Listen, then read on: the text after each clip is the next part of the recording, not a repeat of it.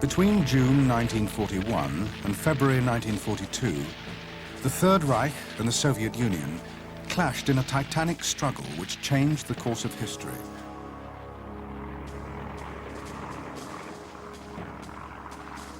In the battle for Russia, the German Wehrmacht, the most highly trained and successful military machine on earth, attempted to defeat the Red Army and win for Germany a vast Eastern Empire. The result was a collision of unprecedented violence.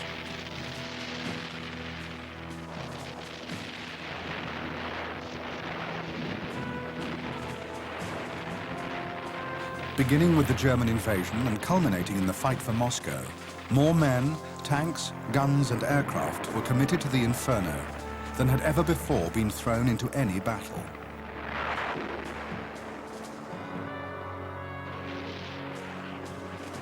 With each side led by an unscrupulous dictator and each army driven by a pitiless ideology, war was waged with a ferocity and barbarism up to then unimaginable.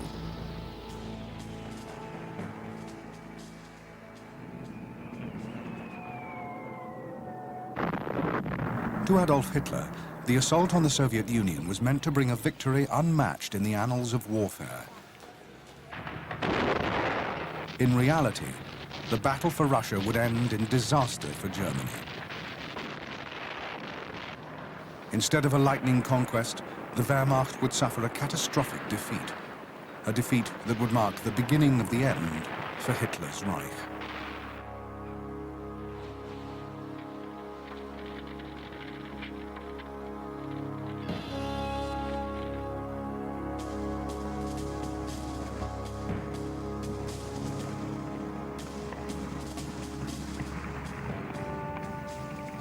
In Moscow, on August the 23rd, 1939, Nazi Germany and the Soviet Union signed an agreement which shocked the world. The Third Reich, the most violently anti-communist regime in existence, had agreed to cooperate with Stalin's dictatorship. Each undertook not to attack the other, and huge quantities of Soviet food, oil and minerals would be exchanged for German manufactured goods. There was also a secret protocol, a protocol which assigned to Germany and Russia their own spheres of influence in Europe, areas in which the other would not interfere. For Adolf Hitler, the agreement came just in time. His armies were already massing on the Polish border, and he needed an absolute assurance from the Russians that they would not intervene if he invaded. 8 days after the signing of the Nazi-Soviet pact, German armies surged across Polish frontiers.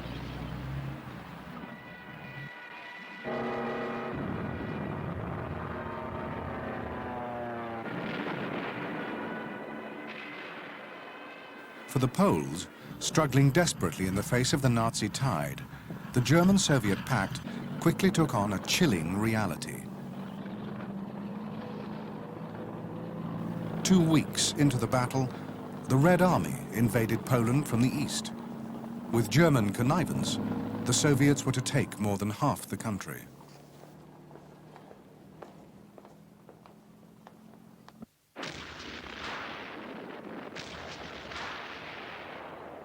Within a few days of Hitler's attack on Poland, Britain and France had declared war on Germany. To Joseph Stalin, the sight of the great European powers at each other's throats was deeply satisfying. It was a priceless opportunity to seize yet more territory with little fear of opposition. Anxious to strengthen his northern flank, Stalin demanded strategically important areas of Finland. He was refused, and on November the 30th, 1939, 29 divisions of the Red Army attacked across Finnish borders.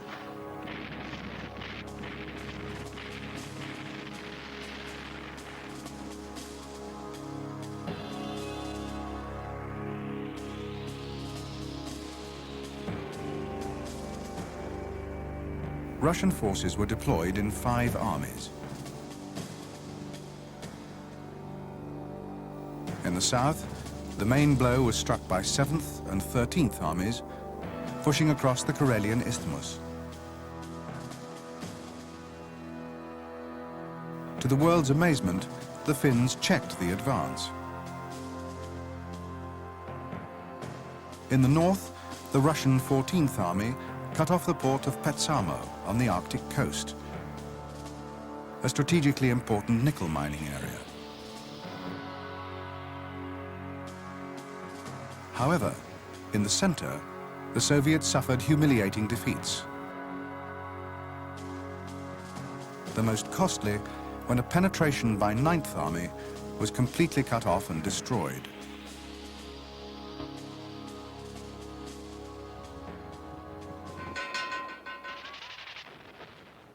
The battle for Finland lasted 4 months, during which a Finnish army of only 9 divisions fought with exceptional determination. The terrain was a wilderness of lakes and forests, greatly favoring the defenders. And it was only when the Soviets brought up another 11 divisions, more armor and heavy air power, that the Red Army made a significant breakthrough. In March 1940, the Finns were forced to sue for peace.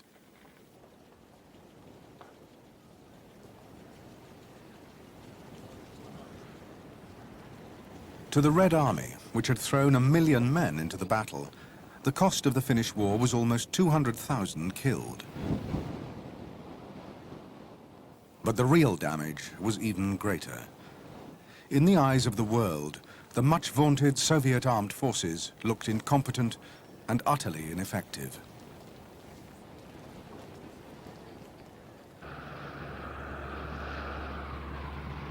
Less than a month after the end of the Soviet-Finnish War, Adolf Hitler launched his own campaign of conquest in Scandinavia.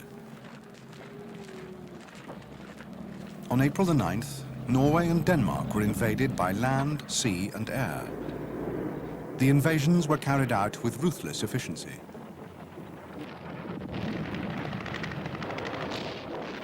The Germans had complete control of the skies, and in spite of interventions by the British Royal Navy and a Franco-British expeditionary force, within weeks, all of Denmark and most of Norway were in German hands. However, for the Western Allies, the worst blows were yet to come.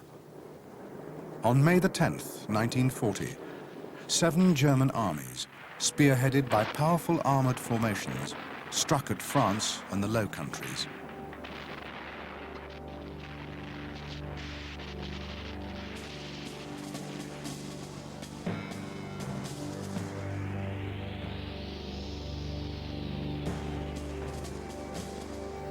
For the campaign in the West, the Germans deployed 3 army groups.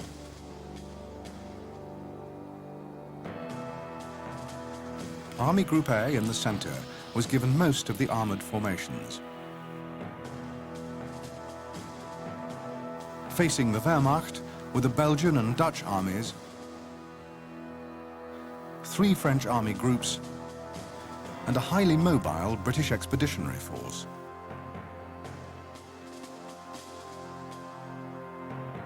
In the north, Army Group B swept into Holland and northern Belgium, drawing the French and British up to meet them. In the center, Army Group A, spearheaded by its panzer groups, bypassed the fortifications of the Maginot Line, smashed through thin French defenses, and raced into the interior.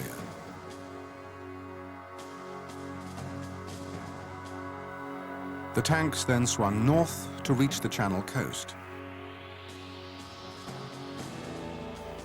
By May the 27th, most of the Allies' best divisions and almost all their mobile formations were trapped in a huge cauldron.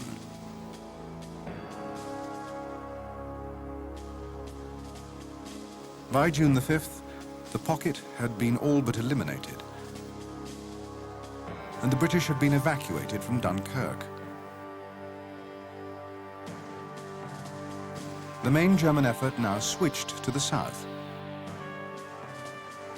And 4 days later, Army Group B reached the Seine below Paris.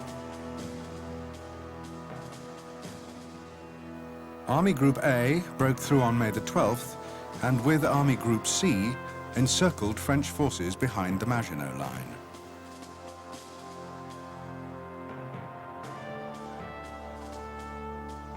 With the French retreating all along the front, on June the 17th, the government sued for peace. In less than 6 weeks, Germany had conquered 4 countries and 250,000 square miles of territory.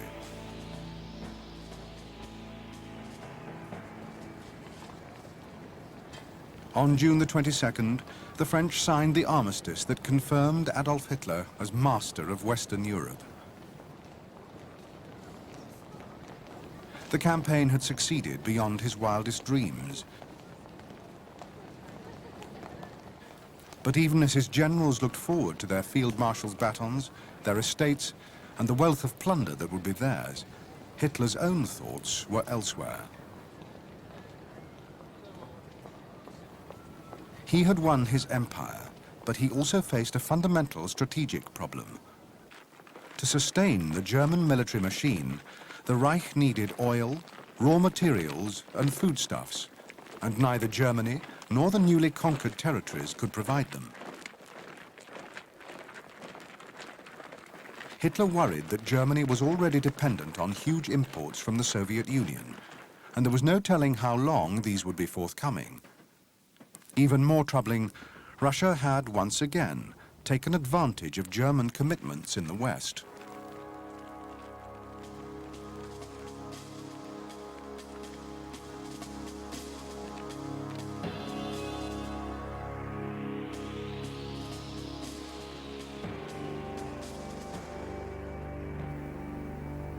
To the Soviet conquest of eastern Poland in September 1939, and the seizure of Finnish territory that winter, Stalin now added the Baltic states of Lithuania, Latvia, and Estonia. In June 1940, they were declared part of the Soviet Union, threatening German trade in the Baltic.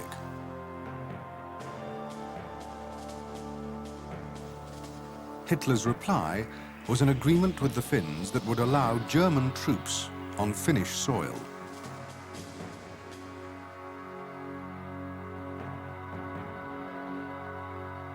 The next stirrings of Soviet ambition were felt in the south. Romania was ordered to hand over Bessarabia and northern Bukovina. And on June the 27th, these territories were occupied by the Red Army. Romania was Germany's main source of oil, and the Soviets now had strong forces massed within striking distance. Hitler's response was to deploy powerful formations in Poland, and later he would win a string of agreements, allowing him to send German troops to Romania, Hungary, and Bulgaria.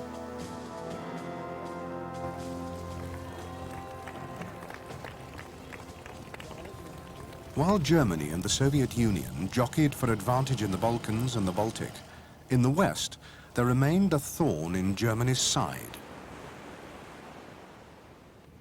Britain was still defiant. Her army had been driven from France, leaving nearly all its heavy weapons behind. But Winston Churchill, the new Prime Minister, was refusing to negotiate. Not only did he proclaim that Britain would fight to the end, but he also launched a diplomatic initiative to turn Russia against Germany. In fact, Stalin had no intention of being drawn into a war which could only benefit the capitalist West. The British overture was firmly rebuffed.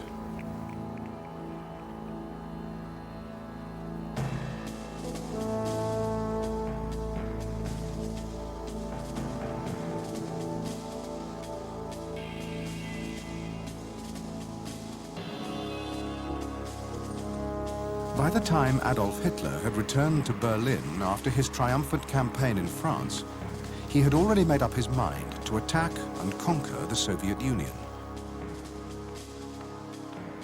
From the beginning, Hitler had built the Nazi Party on a deep hatred of communists, Jews, and Slavs, and he was convinced that Soviet communism was a Jewish conspiracy.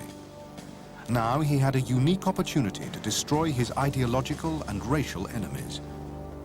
At the same time, he could win for Germany the resources that would secure the Reich for generations to come.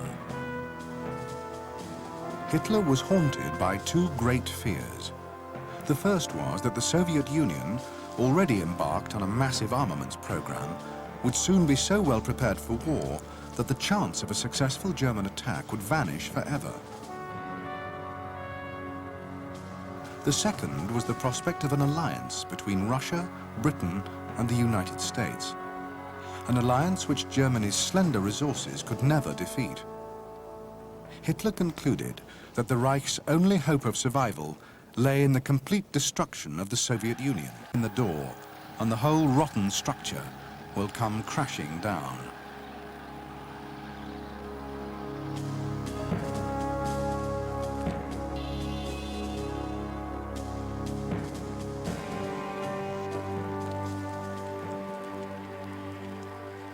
Since 1928, Joseph Stalin had kept his position of supreme power in the Soviet Union by the most devious and ruthless means. Everyone who might conceivably threaten his authority was killed. In 1937, he had turned his attention to the Soviet armed forces.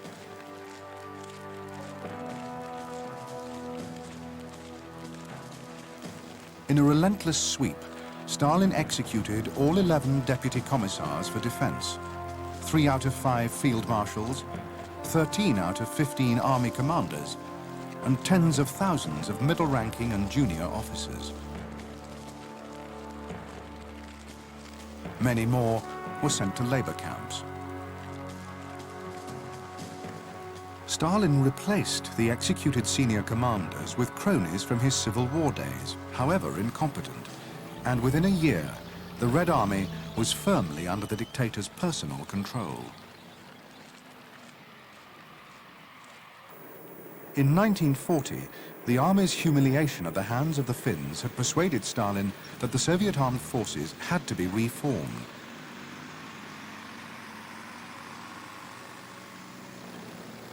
The incredible speed of Germany's victory over France only underlined the urgency of the task.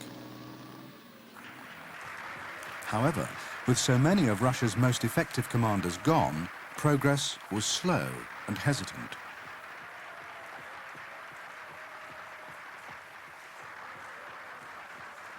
Although Stalin was deeply worried about German intentions, he was sure that while Britain was still fighting, Hitler would never attack the Soviet Union.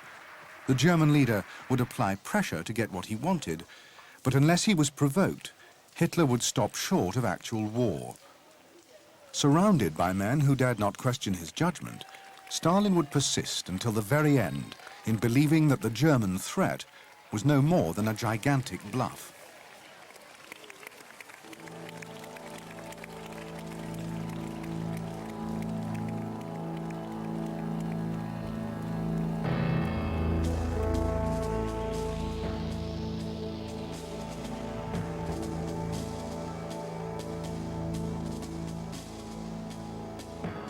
The key to a German victory over Russia would be speed above all else. Hitler insisted that Soviet forces in the West would have to be defeated within 10 weeks of the start of the invasion.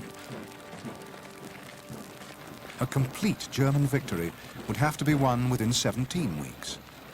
The reason was not just the notorious Russian winter, but also the inescapable fact that there would only be enough fuel, ammunition, and supplies for a quick and decisive campaign. Time was everything.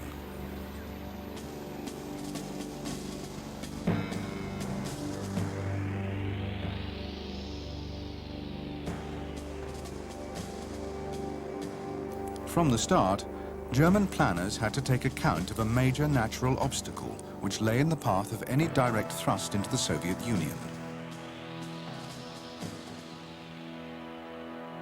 The Pripyat Marshes was a vast area of swamps and forests, 150 miles long and 300 miles deep.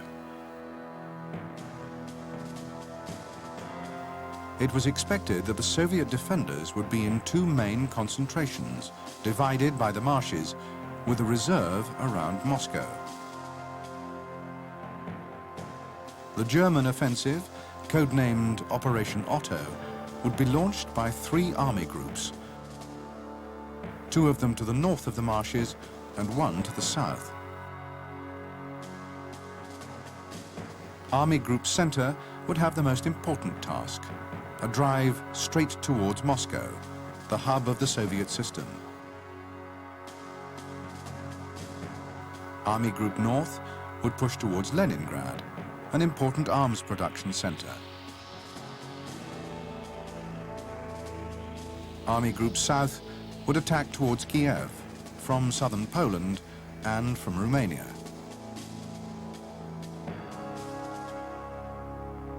After all 3 army groups had pushed deep into the interior, the northern and southern groups would swing inwards to support Army Group Center for the final advance on the Soviet capital. The threat to Moscow would draw in the remnants of the Red Army and ensure their total destruction.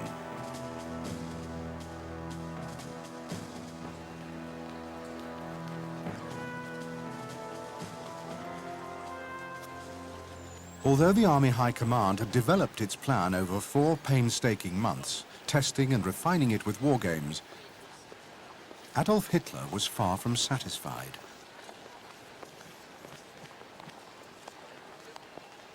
Haunted by the fate of Napoleon, who had taken Moscow but failed to destroy the Russian army, he insisted that the Soviet capital was irrelevant. In early December, at a stroke, Hitler changed the entire emphasis of the campaign. His new plan was named Operation Barbarossa.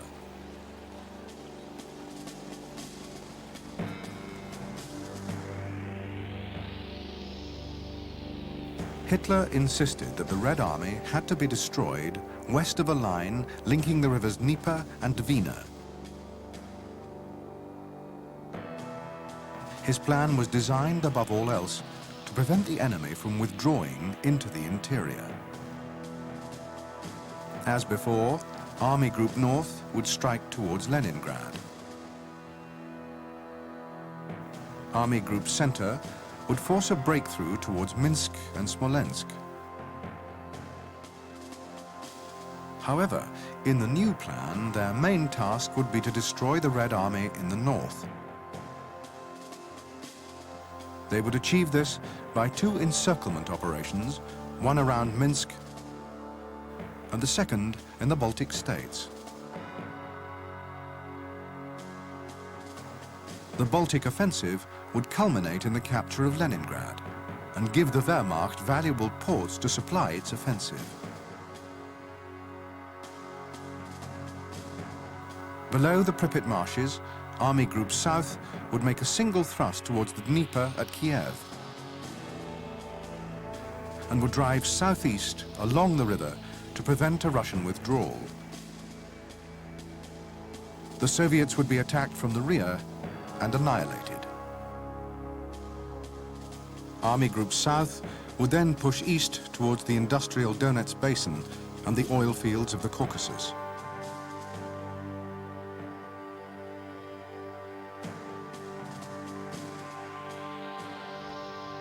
Only after their great flanking operations had destroyed the bulk of the Red Army would the invaders turn their attention to the capture of Moscow.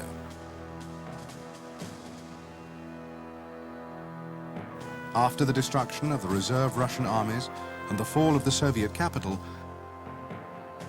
the next stage would be the establishment of a German defensive line stretching from Archangel to the River Volga.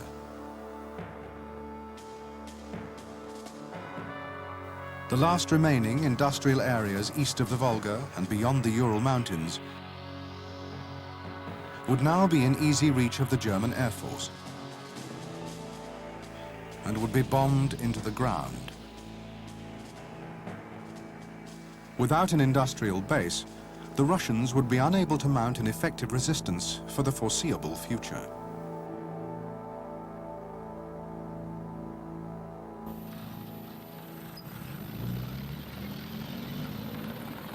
Operation Barbarossa depended for its success on the performance of the armored formations which would spearhead every thrust.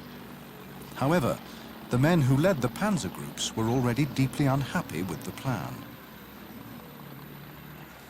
Heinz Guderian, the tactician who had done most to develop German armored warfare, pleaded for a bolder stroke. The panzers, stripped to their fighting core and supplied by parachute drop, should race deep into the Soviet Union, perhaps even to Moscow, completely paralyzing the Russian defense.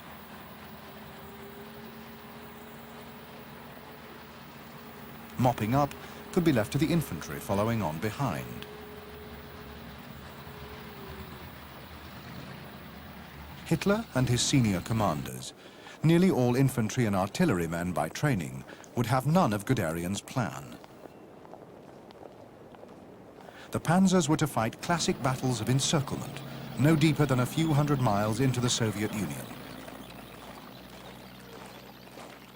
In the early stages, the armor would even be controlled by infantry generals. The panzer leaders, Germany's greatest assets in its campaigns so far, would begin the most ambitious offensive in the Reich's history with their hands firmly tied.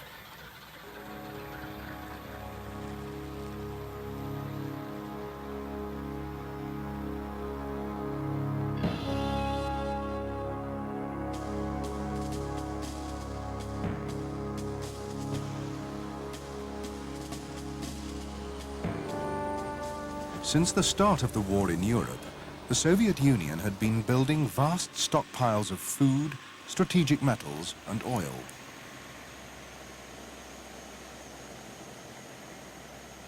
At the same time, an increasing proportion of Soviet industry was being located far to the east, in relative safety beyond the Urals. However, Stalin resolutely ignored advice to move the strategic stockpiles east as well. The disagreement was part of a larger dispute between Stalin and his military planners. Where should the forces defending the Soviet Union be deployed?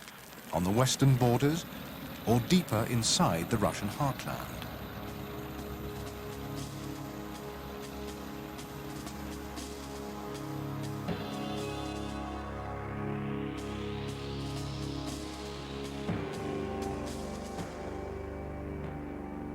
During the 1930s, the backbone of the Russian defense was the Stalin Line, a series of fortified areas. The most formidable stretches were in the north, those between the Pripyat marshes and the upper Dniester, and those guarding the approaches to key cities and towns near the frontier zone: Leningrad, Pskov, Smolensk, Kiev, Korostan, and Odessa. The system was capable of causing immense problems for any invader, and it sheltered the main Red Army formations along with their supply depots and training areas. By 1941, Russian expansion in Poland, the Baltic, and Romania had left the defenses of the Stalin Line well to the east of the Soviet frontier.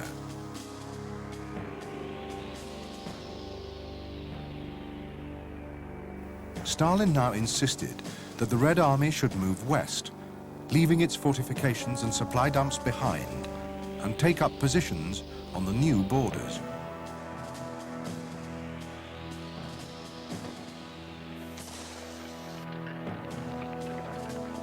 Stalin's insistence on a forward defense was strongly opposed by many Russian commanders.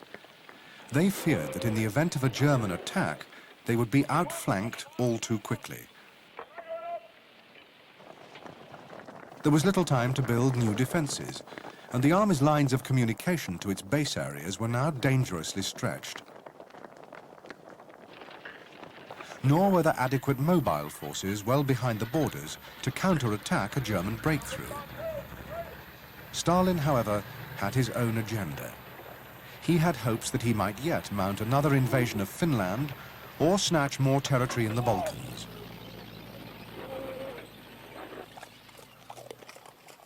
Meanwhile, the Red Army was expected to mount a defense of the Soviet Union from little more than an incomplete system of trenches.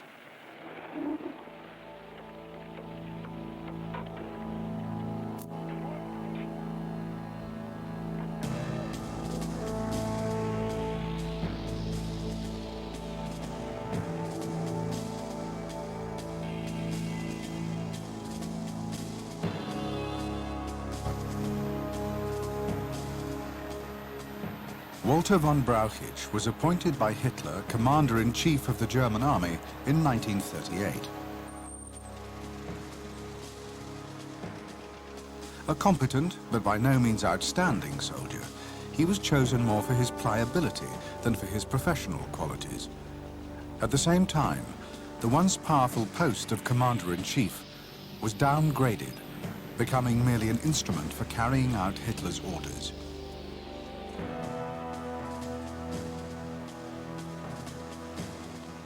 Although Brauchitsch was in charge of operational matters during the Polish and Western campaigns, he had no real say in the way the war as a whole was fought.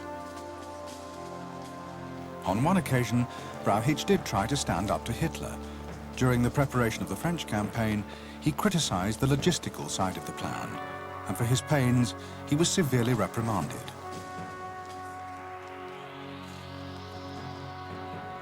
To add to the indignity, Hitler refused to let him resign.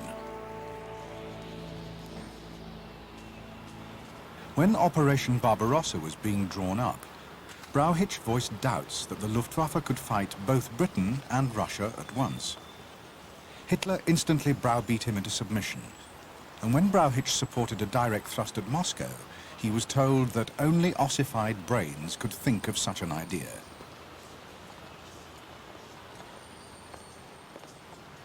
Humiliated, it was the last attempt Brauchitsch made to challenge Hitler's plan or to defend the professional independence of the German army.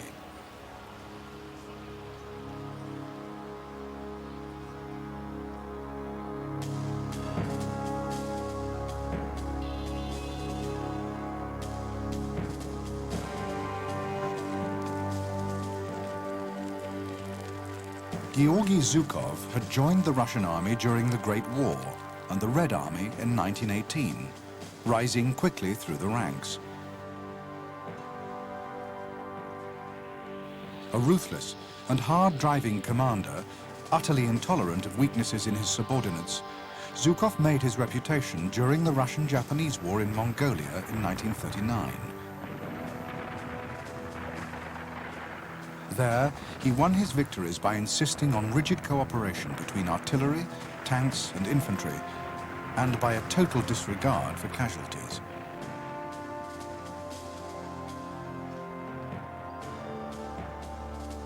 In January 1941, Zhukov had taken part in elaborate war games, supervised by the Defense Commissar, Marshal Timoshenko. Zhukov had commanded the forces representing the Germans and had succeeded in wiping out the Russian defenders on the borders and penetrating deep into Soviet territory. Afterwards, Stalin fired the chief of the General Staff and Zhukov was given his job.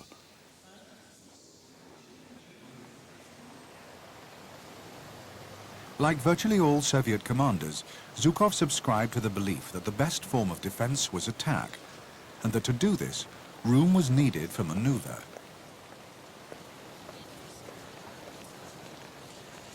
He disagreed profoundly with Stalin's plan for a forward defense of the western frontiers, and wanted to hold back strong formations in the interior. Although Zhukov would go on to be one of the few Red Army commanders willing to argue openly with the dictator, this time he did not dare press his case too hard.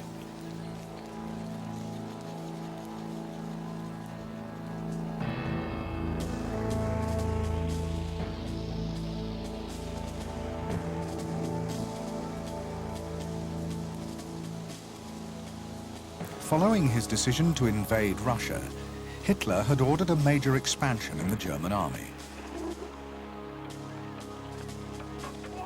By the time of Operation Barbarossa, it would be almost 4 million strong, with over 200 divisions. However, there would be no corresponding increase in quality.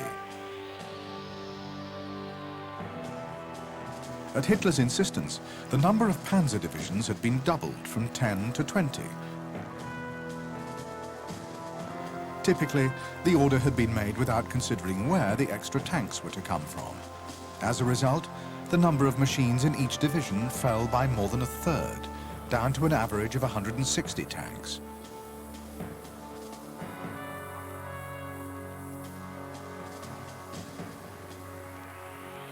Nor were there enough of the newer, heavier models to compensate. More than half the machines available for Barbarossa would be Mark 1s and 2s and Czech 38s, light tanks never meant to be part of the panzer divisions. There was also a shortage of supporting vehicles. Each armoured division needed almost 3,000 trucks to carry infantry, fuel and other supplies. Newly formed motorised infantry divisions also needed trucks, and Hitler had made no provision for increased production. Many units were instead equipped with captured vehicles, mostly French, much less robust than German types. There was also a 50% shortfall in stocks of tyres. In fact, so far was the German army from being a mechanised fighting force that the infantry divisions would haul their supplies into the Soviet Union using 625,000 horses.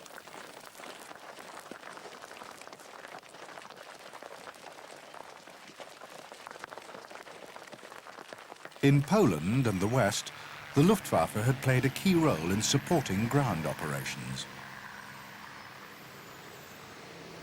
German aircraft had provided an umbrella for the infantry, had disrupted enemy communications, and had hammered troop concentrations and fortified positions.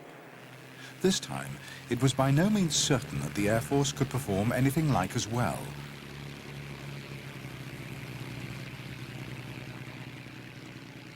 In the Battle of Britain, the Luftwaffe had been dreadfully mauled, and it had no more aircraft for the Russian campaign than it had deployed against France in 1940.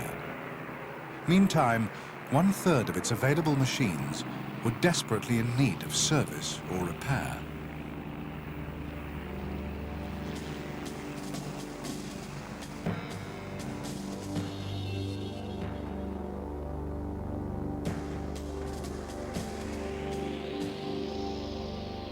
The Mark III Panzer had been designed in 1937 as the mainstay of the German armoured divisions.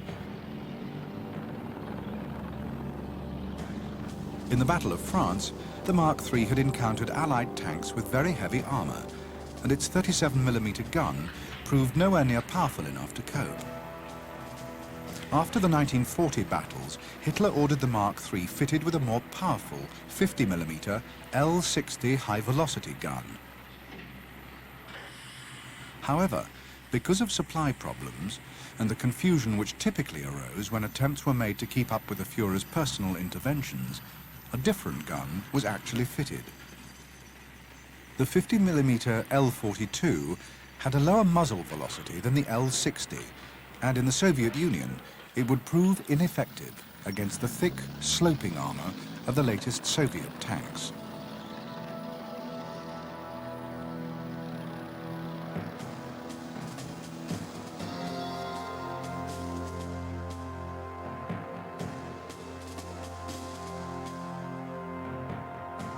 For Operation Barbarossa, German fighter groups were equipped with the Messerschmitt 109, a superb aircraft, superior to any current Soviet fighter.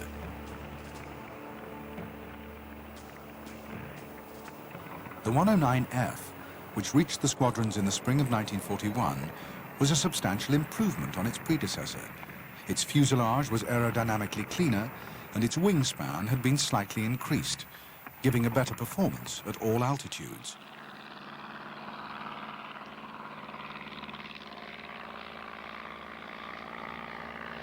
The airframe was also strengthened to exploit the extra power offered by new versions of the DB601 engine.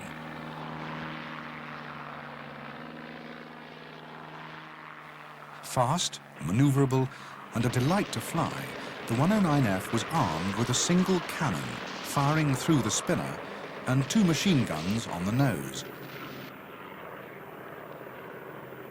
Because pilots were unhappy with the 15mm cannon fitted to early Fs, later versions mounted a far more destructive 20mm weapon.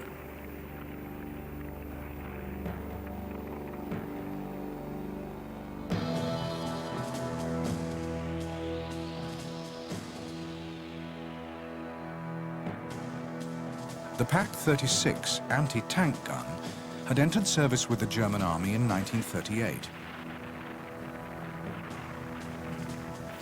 In the Battle of France, the 37mm weapon had been far from adequate against the heavy armour of many French and British tanks. Its shot could penetrate 50mm of plate at 500 metres, but only in ideal conditions, with the projectile hitting the armour at right angles.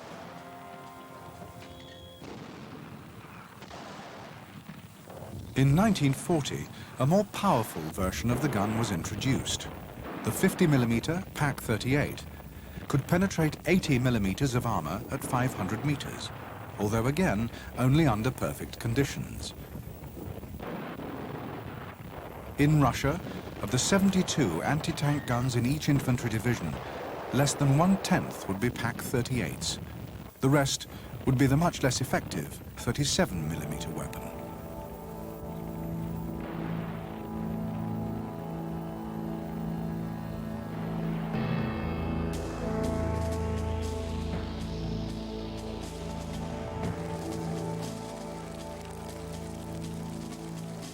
The stunning victories of the previous 2 years had left the German soldier utterly confident of the invincibility of the Wehrmacht.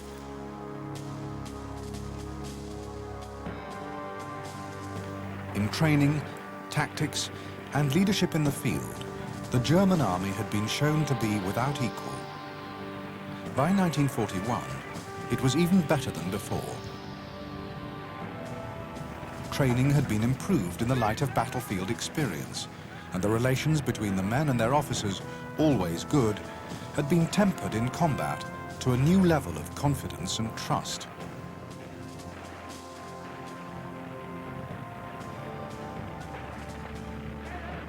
As for the officers themselves, although they were as tactically skilled and as disciplined as at any time in the history of the German army, many had little else in common with their forebears. Under Hitler, the influence of the traditional military class had declined, and rearmament had increased the size of the officer corps very quickly.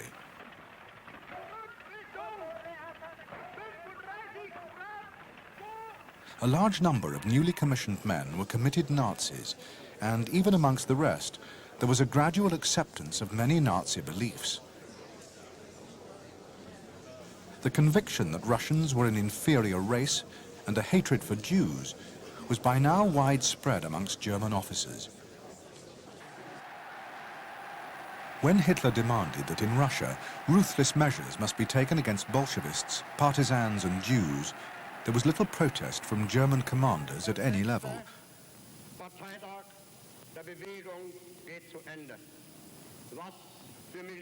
In the Soviet Union, the German army would descend to levels of barbarism that the officer of only a generation before would have found unthinkable.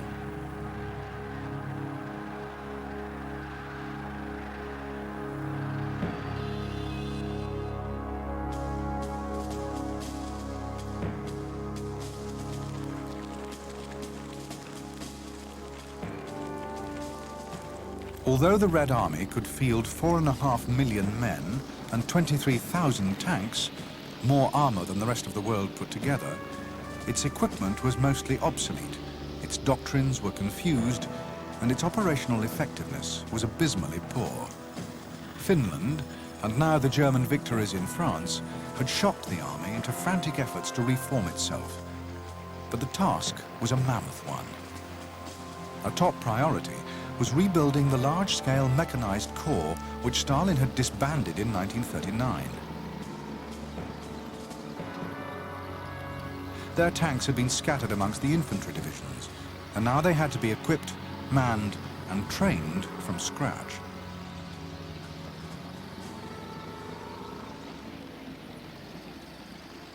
By the spring of 1941, the reorganization of the Soviet armed forces was still far from complete.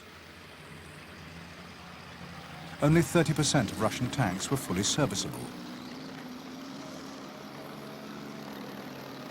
The new mechanized corps had only half the machines they had been promised, lacked motorized support vehicles, and had no tracked supply or infantry vehicles at all. Motor transport was short throughout the Red Army, as were spare parts. Ammunition supplies were a problem for the artillery, for the newer tanks, and for the anti-tank guns. There was also a desperate lack of ancillary equipment, particularly radios. And in nearly all Russian armored formations, only the tank of the unit commander would be equipped with wireless.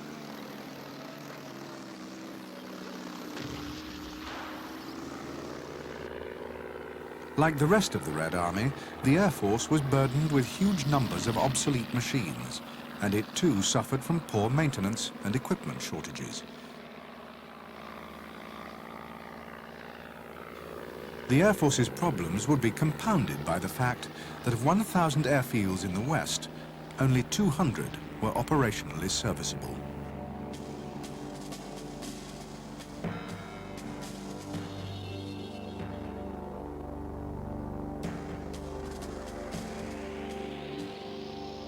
The BT series of fast tanks was based on a revolutionary suspension system developed in America and licensed to the Russians in the early 1930s.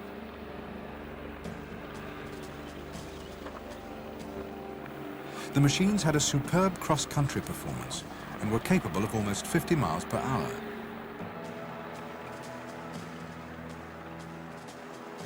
Although it was armed with a 45mm gun, almost as good as the best of its German counterparts, the BT-7 was lightly armored and could easily be destroyed by any German tank or anti-tank gun. BT-7s made up the bulk of Red Army medium tank forces on the eve of the German invasion.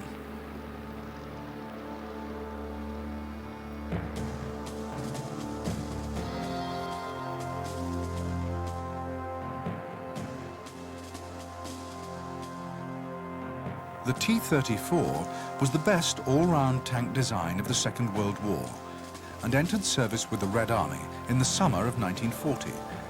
Its excellent suspension had been developed from the BT-7, and with its wide tracks and powerful diesel engine, it was capable of traversing ground that would be impossible to any other tank of its weight.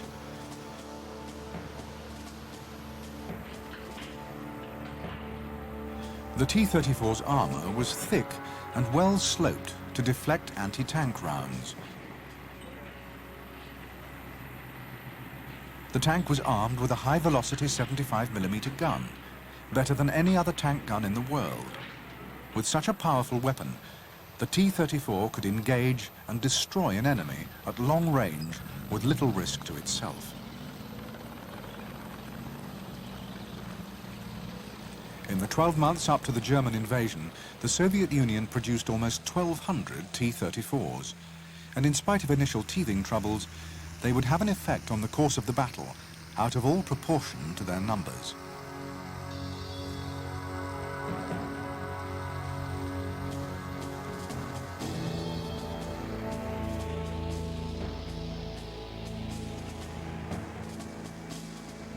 The Petlyakov PE-2 entered frontline service with the Soviet Air Force in late 1940. Although designed as a high-altitude fighter, it was as a light bomber that the aircraft became one of the most useful weapons in the Russian armory.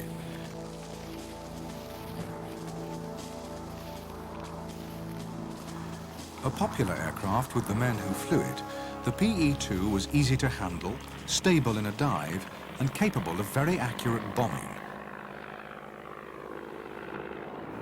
It was also faster than the German 109E fighter, although when it encountered the later 109F, it had to depend for survival on its high-altitude capability, and bombing accuracy suffered as a result. The PE-2 would prove one of the most successful aircraft of its type in any Allied Air Force, and it would be updated throughout the war. Although only 458 were in service at the start of Operation Barbarossa, before the battle was over, the aircraft would take a very heavy toll of German armor and supply columns.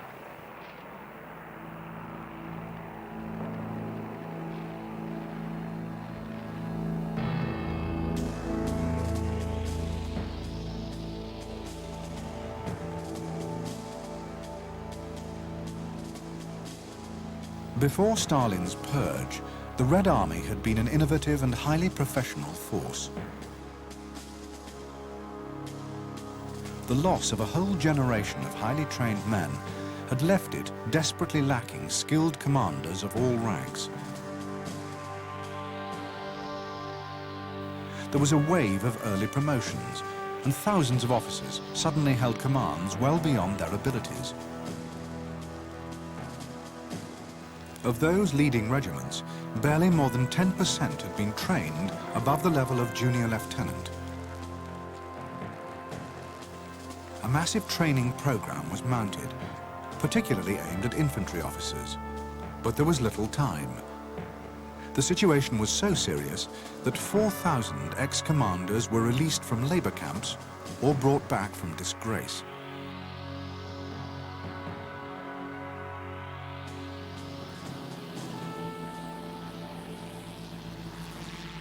The rapid expansion of the Russian Air Force posed even greater training problems than those faced by the army. Pilots took a great deal of time to produce, and the flying schools were overburdened and ill-equipped. There was also a shortage of combat-experienced instructors. Many Russian pilots would fight the veterans of the Luftwaffe with only 15 hours flying time behind them, and even amongst the better trained, tactical skills were extremely poor.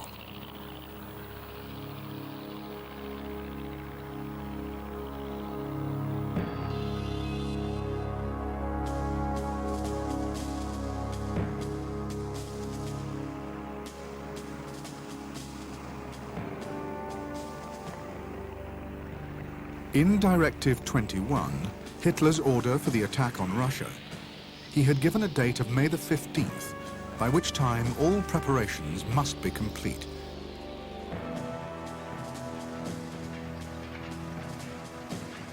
By the beginning of the month, nearly 80 German divisions were already in place, their movements covered by an elaborate campaign of deception and disinformation.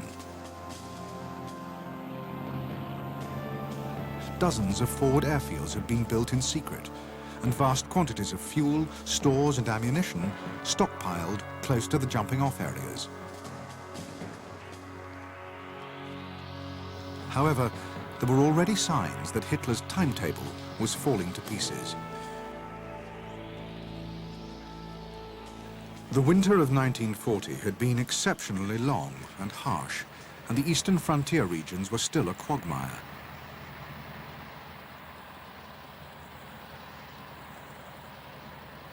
Neither had the army yet received anything like the number of trucks it needed.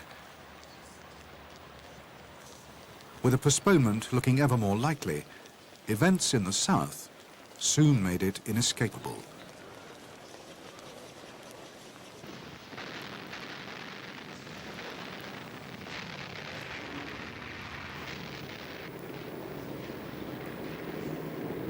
In October 1940, Greece had been invaded by the Italians, but the Greeks had succeeded in driving them back to Albania.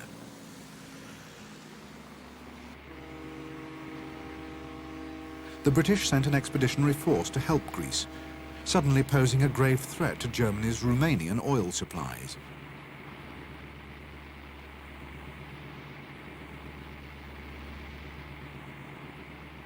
Adolf Hitler was furious at the British intervention and ordered the invasion and occupation of Greece.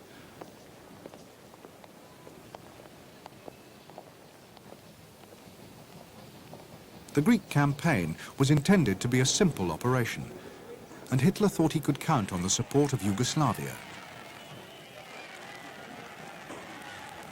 However, on March the 27th, an anti-German faction, encouraged by British agents, mounted a coup and deposed the Yugoslav government. Hitler was forced to improvise. On April the 6th, German troops, led by powerful panzer formations, swept into both Yugoslavia and Greece. Until the armored units could be retrieved from the Balkans, the invasion of the Soviet Union would have to wait. The new date for Operation Barbarossa was June the 22nd.